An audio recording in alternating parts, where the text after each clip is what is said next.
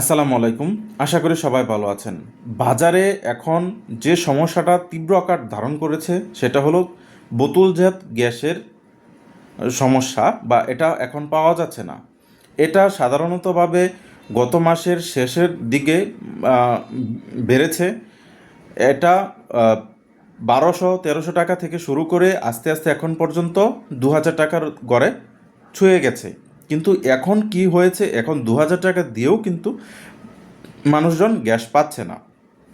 এই যে যে একটা গ্যাসের কৃত্রিম একটা সংকট, বা যে ধরনের সমস্যাটাই হোক না কেন, গ্যাস যে বাজার বোতলজাত গ্যাস যে পাওয়া যাচ্ছে না, এটা নিয়ে আসলে কারোরই কোনো কথা বলার নেই, বা ঊর্ধ্বতন সংশ্লিষ্টদের কারোরই কোনো বিষয় নেই।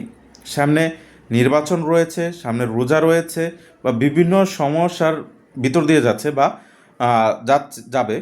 কিন্তু এখন পর্যন্ত যে গ্যাস নিয়ে, যে বোতলজাত যে গ্যাসটা নেই, এটা নিয়ে আসলে জনমতের ভিতরে কষ্ট থাকলেও কেউ কিন্তু কিছু বলছে না, এবং এটার যে কবে প্রতিকার বা প্রতিশোধক হবে, এটারও কিন্তু কোনো আসলেই তথ্য মিলছে না।